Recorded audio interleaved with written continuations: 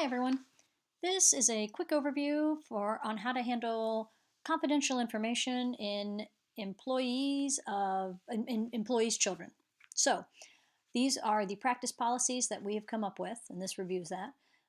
We decided as a group that any employee's child who is here for a checkup, ages 13 and over, that checkup visit, the entire visit will be marked private. That is regardless of what information is in that visit. We're just going to mark the entire visit private if it is the child of an employee here for a well visit, ages 13 and over. So let me start by showing you how to do that. Okay, so let's say you are in the well visit. Okay, so here's your well visit.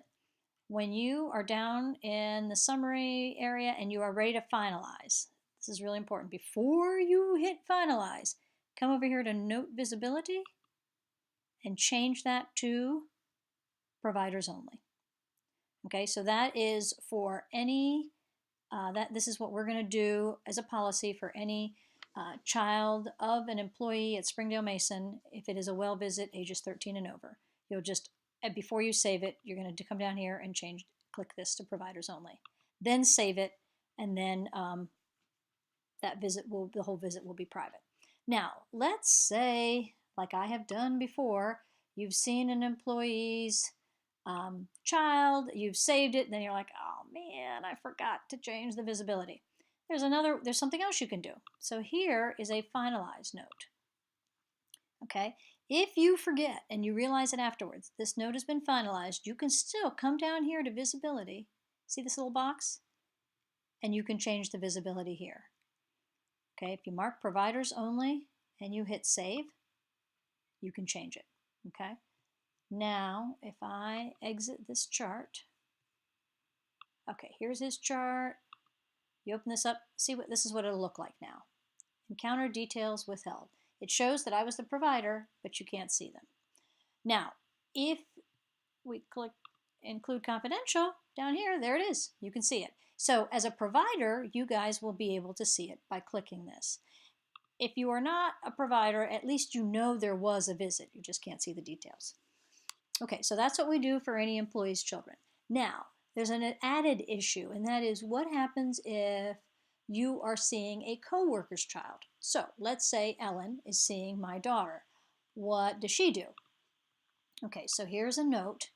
Now, if she is in this counseling box and there is information in here that she wants to mark as private, obviously if she marks it Providers Only, I can see it and I shouldn't be able to see it. So what we will do is that will be changed to Author Only, and any information you do not want a fellow provider to see in this counseling box, you would mark as Author Only. Okay, now when you save the note, you're still going to save the note as Provider Only. Okay, and that way there is information within the note that will be only visible to the author, but the rest of the note can be visible at least to the other providers. So that's how we will handle that kind of confidential information.